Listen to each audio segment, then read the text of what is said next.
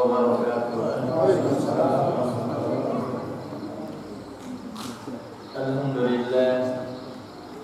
Alhamdulillahilladzi hadana li hadza wa ma kunna linahtadiya laula an hadana Allah. Wa asyhadu an la ilaha illallah wahdahu la syarika lah wa asyhadu anna Muhammadan 'abduhu wa rasuluhu amma ba'd.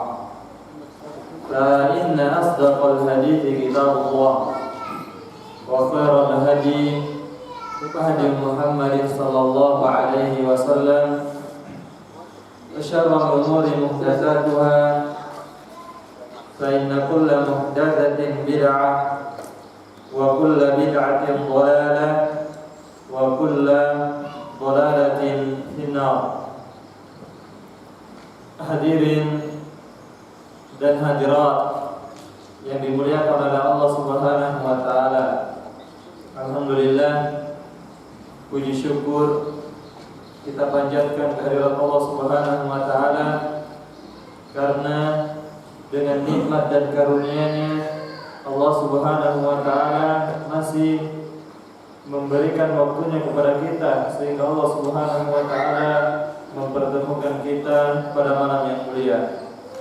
Tiada lain melainkan dalam rangka mempelajari agama Allah Subhanahu wa taala, talabul ilm, mempelajari ilmu Allah. Dan ini adalah jalan pintas menuju surga Allah Subhanahu wa taala. Kata Nabi alaihi salatu wassalam, "Man salaka tariqan," siapa yang menempuh suatu jalan, yaltamisu fihi ilman, dalam rangka mencari ilmu, sahhalallahu lahu bihi tariqan ilal jannah, Allah akan mudahkan dia jalannya menuju surga. Baik, jamaah yang dimuliakan Allah Subhanahu wa taala, kita lanjutkan kajian kita dalam kitab Sifatu Salatin Nabi sallallahu alaihi wasallam, tata cara salat Nabi sallallahu alaihi wasallam, minat takbir, mulai dari takbir ila taslim sampai salam, ka'annaka taraha, seakan-akan engkau melihat salat Nabi sallallahu alaihi wasallam. Sebelum kita masuk kepada pembahasan tentang salat, maka sampai masih ingat kemarin proja kesimpulan yang bisa kita simpulkan dari perkataan-perkataan para ulama. Siapa? Satu dari perkataan-perkataan para ulama, 4 mazhab. Kembali ke hadis Al-Quran. Nah, seluruh mereka atau manhaj mereka semuanya merujuk kembali kepada Al-Quran dan Sunnah Nabi sallallahu alaihi wasallam yang sahihah, yang sahih. Yang kedua apa?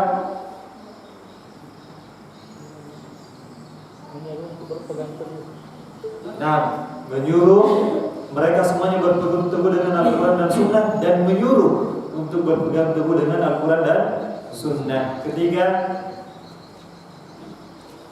jika ada perkataan beliau yang menyelisihi Al-Quran dan Sunnah, maka mereka menasihatkan kepada kita, untuk meninggalkan perkataan mereka yang bertentangan dengan Al-Quran dan Sunnah, karena mazhab mereka adalah Sunnah.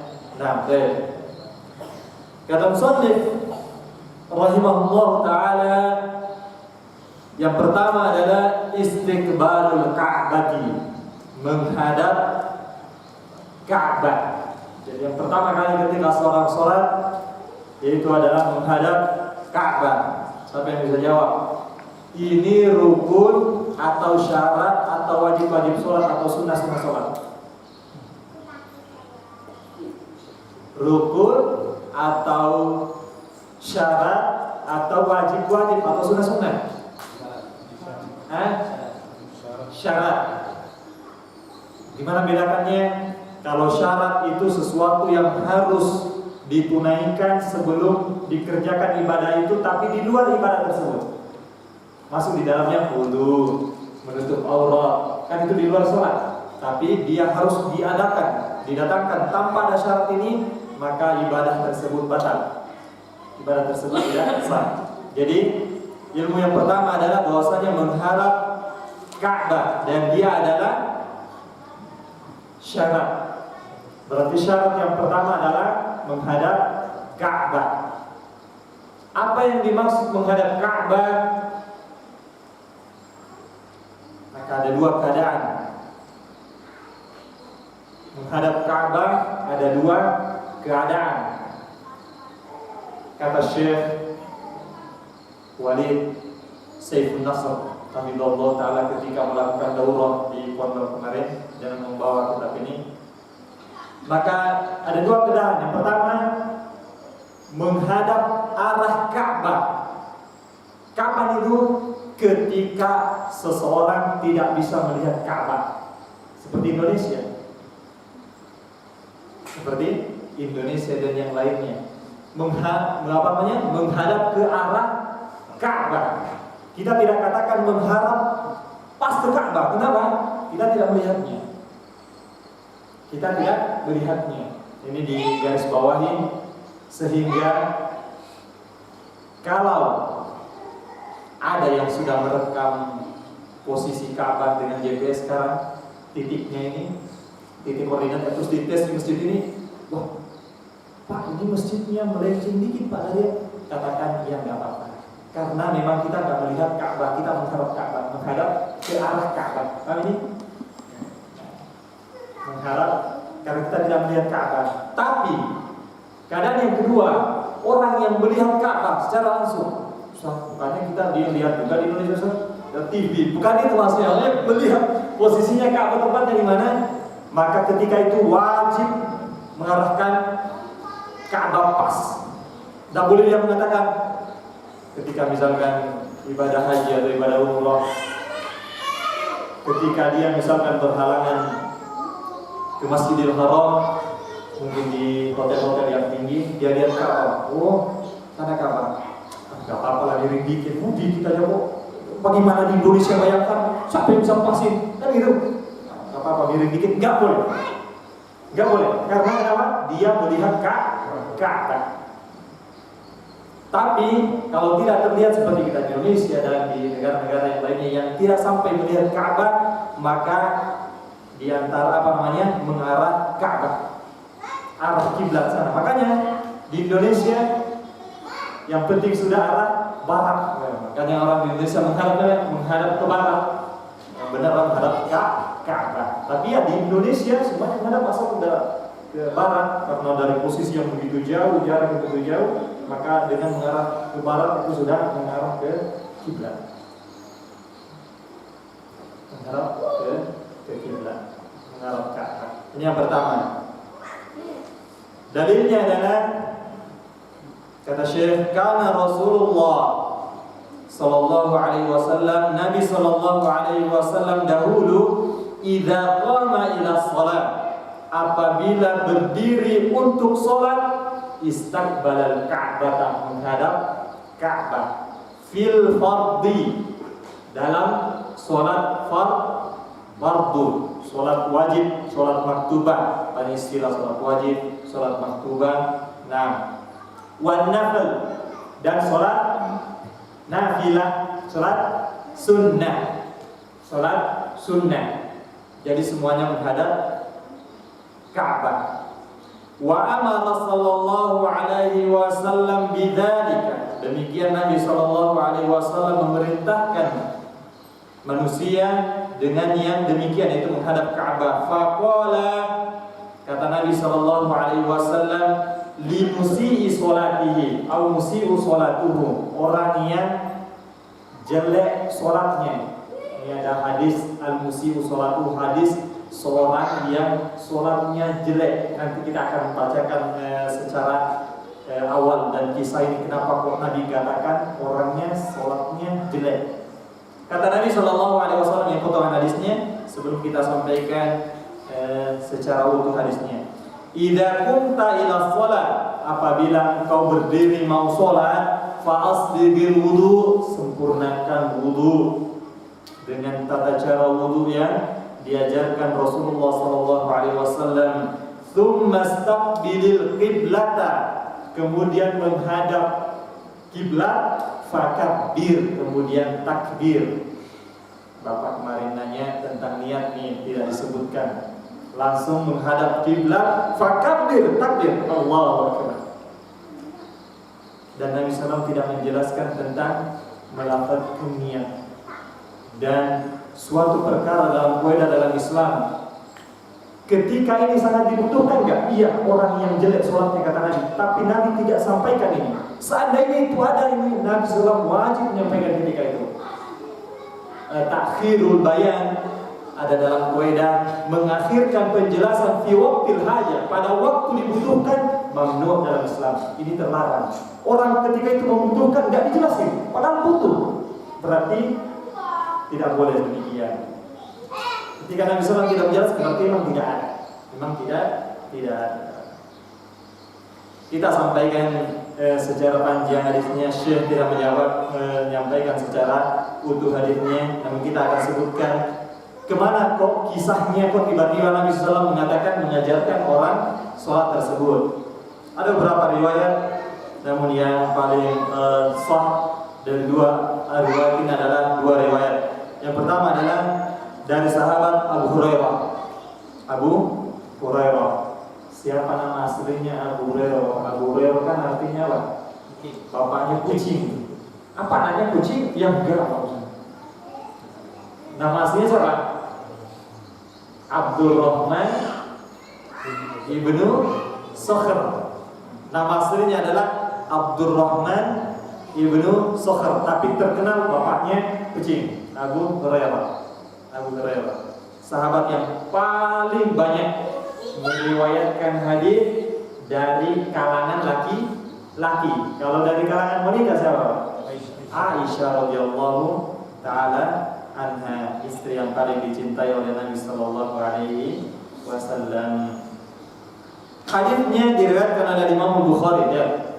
Jadi hadisnya sangat sah, diriwayatkan oleh Imam Bukhari. Imam Bukhari adalah seorang ahli hadis yang terkenal. Bahkan mungkin hampir seluruh pondok memiliki kitabnya ini, Sahih Bukhari. Kalau matanya ya setebal ini matanya. Sudah disyarah oleh para ulama berjilid-jilid, ada yang lebih 10 jilid. Nah, haddatsana Ishaq bin Mansur, kata Imam Bukhari, telah mengabarkan kepada kami, menyampaikan hadis ini Ishaq ibnu Mansur. Akhbarana Abdullah ibnu Numair, mengabarkan kepada kami Abdullah bin Numair. Ini namanya apa namanya? Silsilah, rantai. Dari sini hadis ini, dari ini, dari sini. Sehingga kita menyampaikan sesuatu yang bisa kita pertanggungjawabkan di hadapan Allah Subhanahu wa taala. Haddatsana Ubaidullah, telah mengabarkan kepada kami Ubaidullah an Sa'id bin Abi Sa'id al-Maqburi, dari Sa'id ibni Abi Sa'id al-Maqburi, an Abi Hurairah radhiyallahu anhu, dari sahabat Abu Hurairah radhiyallahu anhu. Kata Abu Hurairah radhiyallahu anhu, anna rajulan, bahwasanya ada seseorang, dakhala al-masjid, masuk ke masjid, wa Rasulullah sallallahu alaihi wasallam jalisun, ketika itu Nabi sallallahu alaihi wasallam jalis. Apa jalis? Duduk. Fi nahiyatin minal masjid, di salah satu tiang di antara tiang-tiang masjid. Fasalla, kemudian sholat. Siapa yang sholat? Bukan Rasulullah, orang yang tadi masuk. Sholat. Disebutkan bahwasanya ada dia adalah sholat sunnah. Tsumma jaa, setelah sholat, jaa ila Nabi sallallahu, datang kepada Nabi sallallahu alaihi wasallam, fasallama alaihi, kemudian salam kepada Nabi, assalamualaikum warahmatullahi wabarakatuh. Faqala lahu Rasulullah sallallahu alaihi wasallam, maka Nabi sallallahu alaihi wasallam menjawab, waalaikumsalam warahmatullahi wabarakatuh. Irji, kembali. Fasolli, kembali sholat. Fa inna kalam tusolli, kau belum sholat. Bapak, pertanyaan, tadi sholat tidak? Sholat. Disebutkan dia masuk ke Abu Hurairah, kemudian dia sholat. Habis itu selesai sholat datang ke Rasulullah, bersalam, assalamualaikum warahmatullahi wabarakatuh. Kembali, engkau belum sholat. Maka dia adalah seorang yang mengagungkan Rasulullah SAW. Dia nggak banyak ngomong, sudah. Karena dia sholat. Kan dikatakan belum sholat, sholat lagi. Sholat. Warajul fasalla kama shalla, kemudian dia kembali sholat sebagaimana dia sholat yang pertama kali tadi. Tsumma jaa fasallama 'ala Nabi sallallahu alaihi wasallam, datang yang kedua kalinya. Salam lagi, assalamualaikum warahmatullahi wabarakatuh. Jawab lagi, waalaikumsalam. Irji fasalli fa innaka lam tusalli, kembali sholat. Engkau belum sholat yang kedua kalinya. Tapi orang ini lagi-lagi belum ada komentar. Dia langsung sholat. Ya mungkin saja tadi belum ada yang kurang, dia sholat lagi. Faqala Rasulullah sallallahu alaihi wasallam fi fasali bainaka wa tusalli. Faqala fi tsaniyati aw fil lati ba'daha, fi riwayat faqala fi tsalitsah. Kemudian datang yang ketiga kalinya. Walladzi ba'atsaka bil haqq. Ini setelah tiga kalinya kembali lagi. Sudah sholat, salam lagi sama Rasul, dijawab lagi, irji fasolli, kembali sholat. Engkau belum sholat. Maka dia mengatakan, walladzi ba'atsaka walladzi ba'atsaka bil haqqi ma ahsan ghairuhu. Demi zat, itu demi Allah yang mengutus wahai Rasulullah SAW, saya nggak bisa membuat yang lebih baik daripada ini. Ini sholat yang terbaik sudah menurut saya. Seperti ini yang saya bisa ma'asan gue. Saya tidak bisa memperbaiki yang lebih dari itu. Fa'alimni ya Rasulullah. Dia enggak, ketika dia mengetahui saya cuma bisa kayak gini, apa urusanmu denganku? Biarlah saya sholatku begini, surga-surgamu. Dia tidak demikian. Ya Rasulullah, kalau gitu ajarkan biar terbaik. Dan sebagianlah seorang muslim, jika ada saudaranya mengingatkan dia, oh kalau gitu yang baik yang mana? Kalau ini salah yang baik yang mana? Tidak mengatakan lalu urus-urusan pula. Kalau kamu masuk surga lah. Kita tawadhu. Setiap kita punya kekurangan, Pak. Kita punya kekurangan, kita diingatkan, oh iya, barangkali kita keliru. Dan gak mesti orang itu gak tahu dia keliru, Pak. Kadang dia namanya keliru. Tadi kamu sholatnya 3 rakaat. Oh iya. Bukan dia sengaja, kadang dia tidak tahu atau sadar. Jadi sehingga kalau kita diingatkan ya kita sadar, oh iya, kalau begitu anak yang salah. Itu seperti ini. Kemudian dia mengatakan, kalau begitu ajarkan Rasulullah. Fa'alimni, ajarkan aku ya Rasulullah. Faqala, maka Nabi sallallahu alaihi wasallam mengajarkan sudah. Idza kunta ila shalah, jika engkau mau salat, fa asbighil wudu, maka sempurnakan wudu terlebih dahulu. Tsumma istaqbilil qiblat fakabbir, kemudian menghadap kiblat fakabbir. Ini dalil apa tadi? Bahwasanya salat harus menghadap kiblat. Salat harus menghadap kiblat. Tsumma qara'a atau tsumma qra' bima tayassara ma'aka minal Qur'an. Kemudian baca apa yang mudah bagimu dari Al-Qur'an. Tsummarka, kemudian ruku hatta tatma'inna raki'an, sampai engkau betul-betul ruku'nya tumanina, tenang. Apa yang dimaksud dengan tumanina, Bapak? Berhenti sejenak. Iya, berhenti sejenak. Sebagian orang mengatakan pelan. Berarti kalau orang sholat, Allahu Akbar, Allahu Akbar, sami Allahu liman hamidah, pelan-pelan. Bukan itu enggak tumanina. Berhenti sejenak. Allahu Akbar, tumanina, sami Allahu liman hamidah. Ini disebut dengan tumanina. Bukan pelan-pelan. Kalau pelan-pelan jalan terus dari pelan-pelan. Bukan demikian. Bukan demikian. Nah, tsummarka tatma'inna raqiyan tsumma rfa' ra'saka, kemudian angkat kepalamu, apa namanya? Mengangkat kepala dari rukuk, apa namanya? I'tidal. Hatta tatma'inna hatta tastawi atau fi riwayat ta'tadil, sampai i'tidal, yaitu berdiri tegak lurus. Makanya Bapak sebagian ada yang sholat belum lagi tegak lurus, sujud sudah. Sempurnakan dulu, sempurnakan. Ketika sudah tenang baru turun sujud. Memang sholat ini penuh ketenangan, dipenuhi dengan doa, kekhusyuan. Sholat adalah khusyuk, adalah ruhnya sholat. Bukan hanya sekedar yang penting kan selesai sudah ngomong dari Allah khusyuk. Sampai kayak tadi, udah selesai sholat, katanya kembali, kita belum sholat, dikatakan belum sholat. Sehingga kita perbaiki sholat kita. Jangan sampai kita termasuk orang-orang dikatakan Nabi engkau belum sholat. Sehingga mungkin kita di dunia bangga, alhamdulillah, mana ada waktu sholat aku tinggalkan. Jangankan yang wajib, yang sunnah tunaikan. Manusia pada tidur setiap malam saya bangun sholat. Tapi jika sholatnya yang demikian kata Nabi, engkau belum sholat. Alhamdulillah. Sehingga akan pentingnya kita memperbaiki sholat kita. Tsumma rfa'usaka hatta tastawi fi riwayat ta'tadil fi ukhra tatma'inna qa'iman, sampai engkau betul-betul berdiri. Tsumma sujud, kemudian sujud hatta tatma'inna sajidan, sampai engkau benar-benar sujud. Ada sujud yang seperti mematuk ayam. Seperti mematuk ayam. Ayam itu cepat ya. Seperti itu. Jangan. Disebut dalam riwayat bahwasanya orang ini apa? Yang dikatakan sholatnya rusak bukan karena nggak menghadap Ka'bah, bukan karena nggak takbir, bukan karena nggak baca doa, tapi disebutkan bahwasanya dia tidak temannya. Cepat gerakannya, dikatakan Nabi engkau belum sholat. Makanya masih ingat Pak, di daerah mana itu yang sholat tarawih 23 rakaat berapa menit? 5. Masya Allah. Ekspres Pak ya? Gimana khusyuk? Ketika dikomentari ya Pak, kenapa kok sholatnya ini kok beda daripada yang lainnya gitu Pak? Ya sekalian olahraga Masya Allah. Oh sholat olahraga.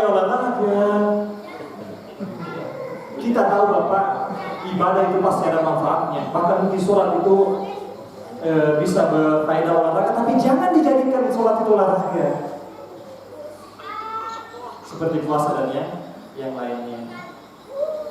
Hatta tatma'inna sajidan tsumma rfa' ra'saka, kemudian bangkit dari sujud, hatta tastawi au tatma'inna jalisan, kemudian benar-benar duduk, kemudian sujud, baru sujud lagi. Hatta tatma'inna sajidan, sampai engkau betul-betul sujud. Tsumma rfa' hatta tatma'inna jalisan, kemudian bangkit lagi dari sujud yang kedua sampai engkau tenang benar-benar duduk. Wa fi riwayat hatta tastawi qa'iman, atau dari riwayat sampai kau benar-benar berdiri. Tsumma fa'al dzalika, kemudian kau kerjakan yang demikian fi sholatika kulliha, di dalam setiap salatmu. Fa idza fa'alta hadza, apabila kau telah mengerjakan yang seperti ini, faqad tammat sholatuka, sudah sempurna salatmu. Wa man taqasta min hadza syai'an, apa yang kau kurangi dari salatmu ini, fa inna naqtasatahu min sholatika, berarti engkau telah mengurangi pahala sholat. Maka yang disebutkan dalam riwayat, seorang hamba sholat, la yansorifu, tidaklah dia selesai dari sholat illa ma kutiba lahu fi sholat, kecuali dituliskan dalam sholatnya. Baru sudah disampaikan Pak, 1/9-nya tusuruha usyuruha, 1/10-nya tusuruha, 1/9, thumunuha 1/8, subu'uha 1/7, sudusuha 1/6, khumusu 1/5, rubu'u, thuluthu 1/4, 1/3, nisfuha setengah dari sholatnya. Bahkan yang tadi kata Nabi kau belum selesai, enggak dapat sama sekali, enggak dapat sama sekali sholatnya. Maka kita sudah tahu berarti sababul wurud, sebab datangnya hadis ini, kenapa Nabi SAW mengajarkan lil musii'u sholatuhu, sehingga ini hadis dikenal dengan apa? Orang yang sholatnya jelek. Bayangkan bagaimana jeleknya. Dikatakan belum sholat, tidak dianggap sholatnya. Bagaimana jeleknya. Sehingga hadis ini dikenal dengan al-hadis al-musii'u sholatuhu, orang yang sholatnya jelek. Sholatnya jelek. Wa kana sallallahu alaihi wasallam, dan Nabi sallallahu alaihi wasallam fi safari, ketika safar. Apa itu safar apa? Soalnya perjalanan juga tadi dari rumah. Perjalanan jauh, berapa meter Pak? Ya ini perbincangan panjang dari para ulama sampai mencapai 40 pendapat kalau nggak salah. Ada yang mengatakan 40 km, Syafi'i yang mengatakan perjalanan sehari semalam ditempuh jalan kaki, ada yang mengatakan perjalanan 3 hari 3 malam dan seterusnya. Namun yang rajih, yang kuat dari pendapat-pendapat ini bahwasanya itu kembali kepada adat kebiasaan. Al-adatu muhakkam. Adat itu bisa dijadikan sandaran hukum jika memang syariat tidak membatasi ini waktu safar. Di mana kita sudah di negeri kita mengatakan, oh ini perjalanan ke Sebatik itu safar, ya sudah kita hukumi safar. Kita hukumi safar. Terlebih lagi dengan membawa ciri-ciri seperti kata ulama, ada bawa bekal. Bawa bekal, persiapan. Sekarang enggak persiapan Ustaz. Yang penting bawa dompet ada ATM. Ya seperti itulah. Kalau berangkat kajian ke sungai, khawatir nggak kalau nggak bawa ATM? Enggak, tapi nggak dihitung safar. Beda bekalnya kita sekarang dengan orang-orang dahulu. Wa kana sallallahu alaihi wasallam fi safari yusalli nawafilah. Pada safar Nabi sallallahu alaihi wasallam salat nawafilah. Salat apa? Sunnah. Nafilah, salat sunnah. Ala rahilatihi, di atas rahilah, di atas kendaraannya. Dalam riwayat di atas untanya, naqati, dalam riwayat di atas himarnya. Jadi intinya di atas kendaraannya. Wa yuqiru 'alaiha, kemudian Nabi sallallahu alaihi wasallam salat witir di atas kendaraannya. Haitsu tawajjahat bihi syarqan wa gharban, dimanapun kendaraannya menghadap, baik di timur maupun barat.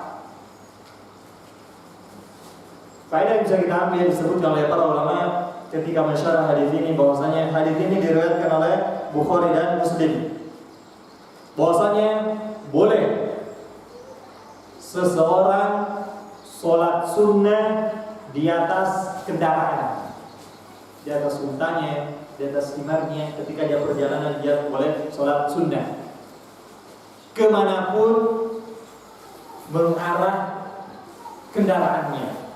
Berarti tidak disyaratkan menghadap Ka'bah, tidak disyaratkan menghadap Ka'bah. Sholat sunnah, ya, sholat sunnah. Tapi kata ulama dalam riwayat yang lain ditekankan jika ingin takbiratul ihram maka dia hadapkan dulu menghadap Ka'bah, menghadap Ka'bah, Allahu Akbar. Habis itu sudah diarahkan kemanapun untanya dia mengarah. Karena kalau orang perjalanan Pak, masuk dia kan kalau harus menghadap Ka'bah terus. Iya, kalau tujuannya ke arah Ka'bah ya, kalau ke sana ya gimana Ustaz? Ya harus sesuai dengan tujuan kemana tujuannya. Wa fi dzalika nazala qouluhu ta'ala. Oleh karenanya turun firman Allah Subhanahu wa taala yang dalil bahwasanya bolehnya sholat sunnah di atas kendaraan, kemudian arahnya kemana arah tujuannya. Fa'ainama tuwallu, maka kemanapun engkau arahkan, fa wajhmu fa thamma wajhullah, maka di sana ada wajah Allah, wajah Allah. Fa thamma wajhullah. Disebutkan juga bahwasanya di antara belum disebut, nanti disebutkan. Sudah usah kita sampaikan. Wa kana ahyanan, dan terkadang Nabi sallallahu alaihi wasallam idza arada an yatatawwa'a 'ala naqatihi, terkadang Nabi sallallahu alaihi wasallam jika ingin tatawwu. Apa tatawwu? Salat sunnah. Banyak istilahnya Bapak ya. Salat sunnah, nawafil, nafilah, tatawwu. Ini semuanya adalah istilah-istilah salat sunnah. Ala naqatihi, tatkala Nabi sallallahu ingin salat sunnah di atas naqatihi untanya, istaqbala bihal qiblah, dia menghadap qiblah, fakabbir, kemudian takbir. Ya seperti yang kita sebutkan tadi. Tsumma shalla haitsu wajjahu rikabuhu. Kemudian Nabi sallallahu salat bagaimana kendaraannya mengarah ke sana. Syarqan au ghorban, baik timur ataupun barat. Loh, bukannya kalau barat sudah menghadap kiblat ayat? Bukannya di sini meskipun menghadap timur atau barat? Bukannya kalau barat ya itu sudah Ka'bah? Aisyah yang bisa jawab. Ini bukan di Indonesia. Kalau di Indonesia kan di barat. Tapi kalau di apa namanya? Di sana maka tidak. Makanya kalau ada pertanyaan di mana orang sholatnya berhadap-hadapan? Di masjid mana di Indonesia, Pak? Enggak ada di Indonesia, di Ka'bah. Menghadap-hadapan. Agar kita jangan salah, kenapa kau ini menghadap barat? Bukannya kalau menghadap barat adalah sudah menghadap Ka'bah. Disebutkan di antara adab qadaul hajah itu harus apa? Kalau buang hajat membelakangi Ka'bah atau menghadap Ka'bah? Membelakangi. Menyamping. Kata Nabi sallallahu fala tastakbiruha, jangan menghadap Ka'bah, jangan juga membelakanginya. Lakin syarqan wa gharban, tapi menghadap timur atau barat. Sebagian orang di Indonesia timur dan barat itu kan Ustaz. Itu ketika Nabi sallallahu mengucapkan itu bukan di Indonesia. Kalau di Indonesia iya, ya kan? Nah. Paham ya? Nah. Pertanyaan Bapak. Kalau sholat wajib, bolehkah di atas kendaraan? Ya, asalnya tidak boleh. Makanya disebut dalam riwayat, sebentar mungkin sampai nanti. Coba kita baca dulu. Wa kana yarka'u, Nabi sallallahu alaihi wasallam yurufu wa yasjudu, dan sujud ala rahilatihi, di atas kendaraannya, ima'an bi ra'sihi, berisyarat. Ma'ayumiu itu adalah berisyarat di ra'si, dengan kepalanya. Isyarat dengan kepalanya. Wa yaj'alu sujuda, dia jadikan waktu sujudnya akhfad minar ruku', lebih rendah daripada ruku'nya. Sama-sama dia tundukkan kepalanya. Allahu Akbar, berarti ini adalah ruku'. Nanti kalau sujud, Allahu Akbar agak rendah lagi dikit, menunjukkan bahwasanya itu adalah sujud. Demikian kalau kita tata cara sholat demikian, seperti sholat duduk. Yang kita duduk seperti Bapak ini, mutarabbi, duduk sila, maka nggak mungkin kan sujud, Pak? Susah. Sudah coba duduk sila terus sujud, enggak, susah. Maka dia berisyarat dengan kepalanya, jadikan sujudnya lebih rendah daripada ruku'nya. Nah, wa kana idza arada an yusalliya, ini semuanya potongan-potongan hadis Bapak. Wa kana idza arada yusalli al-fardhah. Nah ini. Dan Nabi sallallahu alaihi wasallam idza arada, apabila ingin yusalli al-fardhah, mau salat fardhah, apa? Salat wajib. Salat fardhah, wajib, salat maktubah, ini nama-nama salat wajib. Nazala, Nabi sallallahu itu turun dari kendaraannya, fastaqbalal qiblah, kemudian menghadap kiblat, kemudian salat. Di bawah dia sholat, dia nggak dia sholat di atas kendaraannya. Perjalanan naik pesawat dari sini ke mana yang paling jauh? Nah, Mekah. Berapa jam? 8. Coba besok kita coba. Nggak bisa ya. Nah, perjalanan yang panjang ini disebutkan oleh Syekh Shalih Al-Utsaimin rahimahullah taala. Kalau sampai, yang pertama harus dia lakukan, dia menggabung sholat. Misalkan kalau ke Surabaya kan cuma 2 jam, tiba di atas pesawat sebelum duhur lepas landas, pertengahan sholat duhur, tapi nyampe nanti asar sudah dia nanti asar dia jamak apa namanya? Takdim. Takhir apa takdim? Takdim artinya mendahulukan, memajukan. Kalau takhir mengakhirkan. Takhir mengakhirkan sholat duhur ke waktu sholat asar. Kalau takdim namanya mengambil sholat asar, dia sholat di waktu sholat duhur. Nah, maka dia sholat jamak takhir. Tapi kata Syekh, jika dia khawatir luput dari dua sholat, ini perjalanannya panjang sampai sholat asar belum nyampe tujuan, dia sudah sering naik pesawat, meskipun di bagasinya tetap kan seperti itu lah. Ya sudah, maka ketika Syekh seperti itu, dia usahakan ketika dia mengkhawatirkan itu sudah dia sholat jamak kosong di pesawat. Itu pun dengan dia mengarah kiblat. Maka dia tanya kepada awak kabin di mana arah kiblat.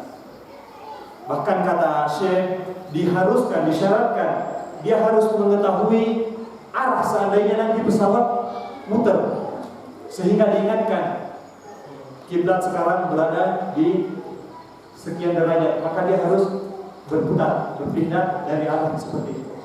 Makanya kata Syekh, kalau bisa tidak sampai luput waktu, nanti di jamak pesawat daripada memberatkan seperti itu, paling sekali, karena dia akan mutar nanti. Seandainya pesawatnya muter. Tapi seandainya pun tidak bisa, nggak ada yang bisa dipercaya untuk menyampaikan arah kiblat di sana, sudah. Fattaqullaha mastata'tum. Dia bertakwa semampunya. Bisa dipahami Pak ya? Nah, kalau ada yang jelimet, kita stop, ditanyakan dulu. Wa amma fi salatil khawfi syadid. Adapun salat al-khawfu syadid, lagi takut yang bukan takut biasa, ini bukan takut karena subuh gelap gak bisa keluar sholat subuh, bukan, takut perang berkecamuk. Ya, orang Arab itu pemberani. Di antara tanda pemberaninya, bahasa Arab dalam istilah pedang itu sangat banyak sinonimnya. Pedang menunjukkan bahwa mereka itu sangat pemberani. Sudah seperti itu. Nah, yang dimaksud di sini adalah khawfus syadid, adalah ketika perang berkecamuk. Kita sekarang ini lagi genting, masa-masa genting. Faqad sanna sallallahu alaihi wasallam li ummatihi yusallu, maka Nabi sallallahu alaihi wasallam memberikan sunnah, mencontohkan kepada umatnya untuk sholat apa? Rijalan, sholat dalam keadaan jalan, qiyaman, berdiri, ala aqdamihim, di atas kaki-kaki mereka ini berdiri, au rukbanan, atau di atas kendaraan mereka, wajib ataupun sunnah. Karena perang berkecamuk, mustaqbil kiblat, menghadap kiblat, au ghair mustaqbiliha, atau enggak menghadap kiblat, karena keadaan lagi genting. Pelajaran apa yang bisa kita ambil Bapak? Genting seperti itu masih disuruh sholat. Kita ya Allah, nggak ada perang, nggak ada hujan, nggak ada apa, berat kaki ini melangkah. Ya, kalau dahulu saja perang berkecamuk, suruh sholat. Bahkan itu yang menguatkan mereka. Kita nggak ada, cuma sakit jerawat aja, nggak melangkah sudah. Kalau sakit, mana?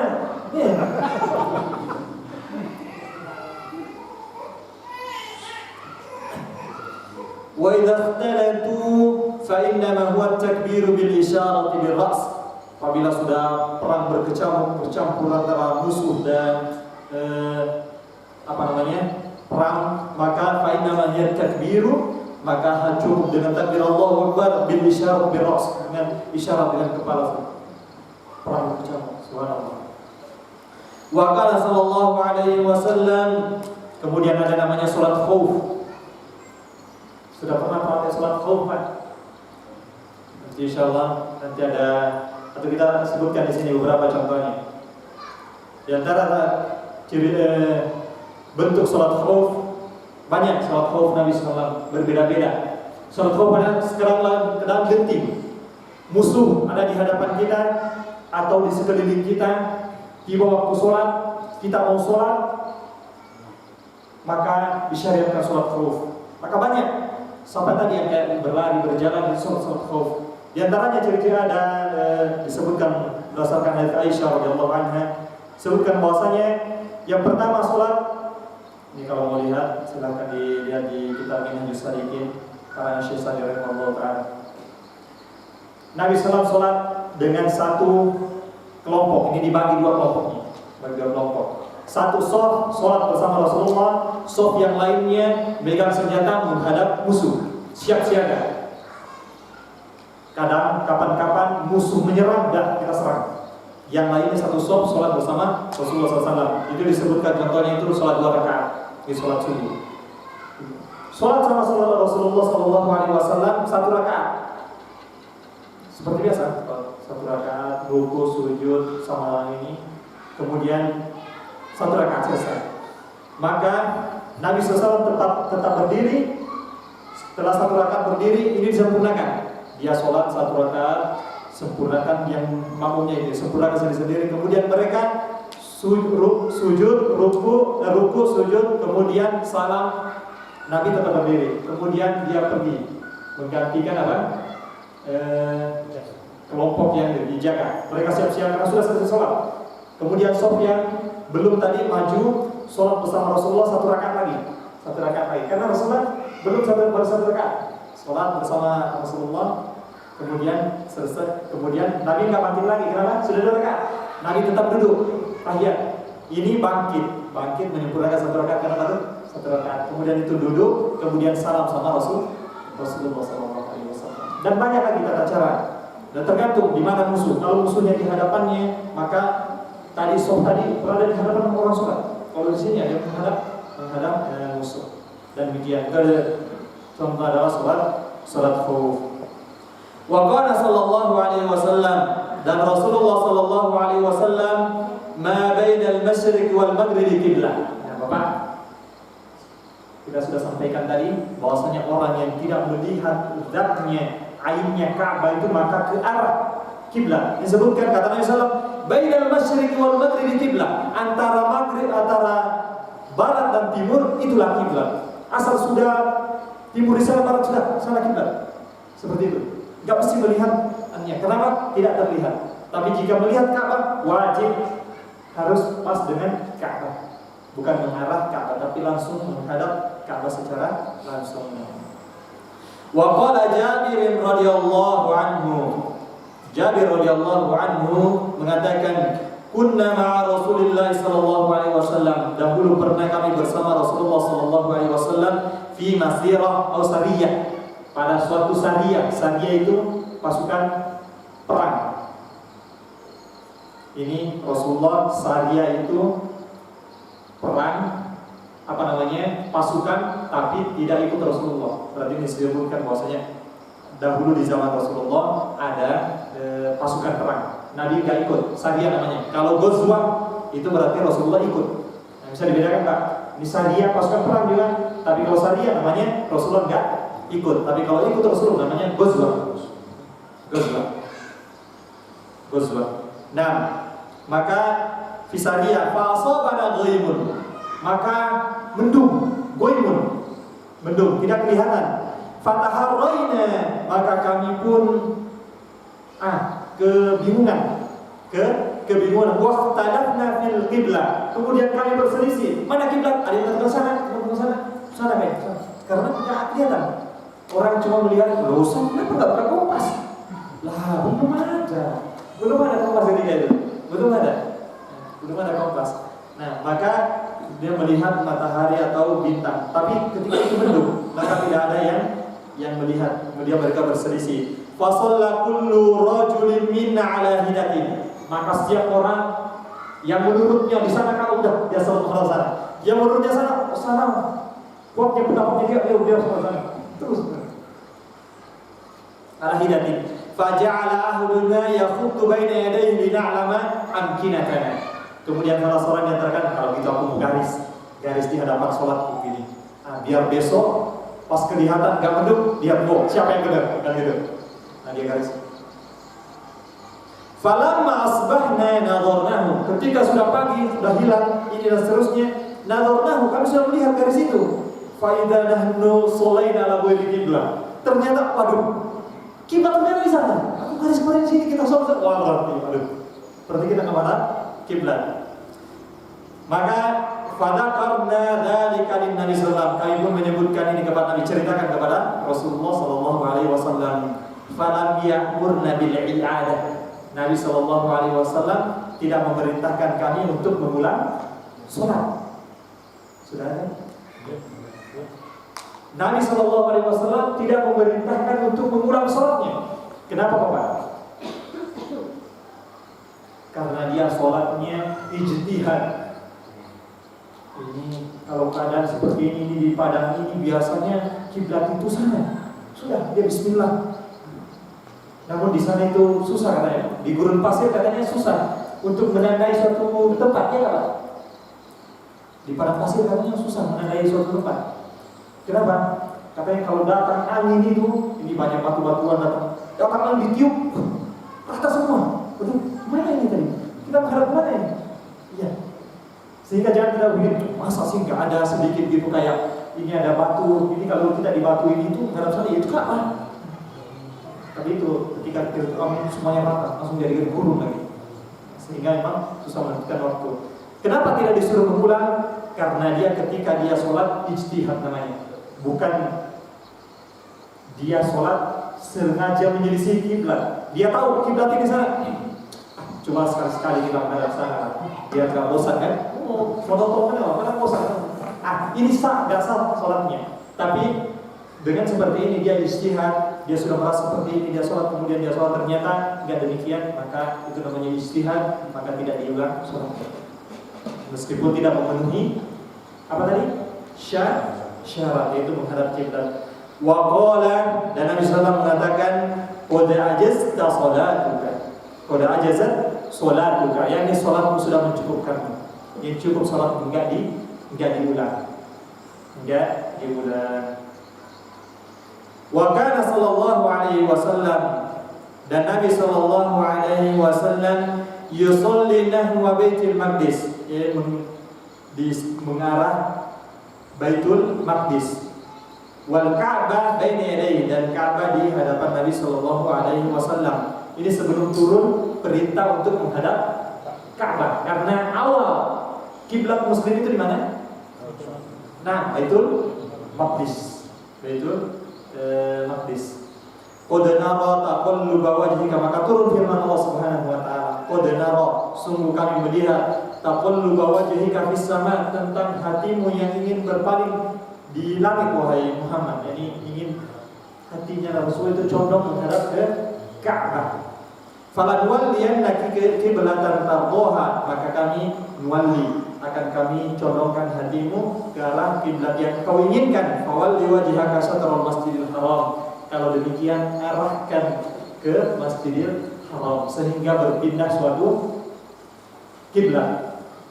Berpindah satu kiblat ke Ka'bah. Disebutkan bahwasanya ada jamaah ditemui oleh sahabat, dia masih sholat menghadap Baitul Maqdis. Maka disampaikan, sesungguhnya kiblat sudah diarahkan ke Masjidil Haram. Maka mereka yang sholat langsung memutar arah mereka menghadap Ka'bah. Sehingga jamaah yang Allah Subhanahu wa taala, jika kita sholat, kita ke kampung saudara biasanya, mana kiblatnya? Kiblat di mana ya di sini? Sudah, dia nggak bisa ini, nggak bisa itu. Bismillah, semoga dari sini menghadap kiblat. Sholat, datanglah, apa-apa, kiblat itu nggak di sana, Pak. Di sana, maka dia arahkan. Jangan dia batalkan sholat, dia putar dirinya menghadap, ya, menghadap Ka'bah. Paham Pak ya? Nah, dia putar dirinya untuk menghadap Ka'bah. Sudah? Nah, jika demikian kita cukupkan. Ada pertanyaan Bapak?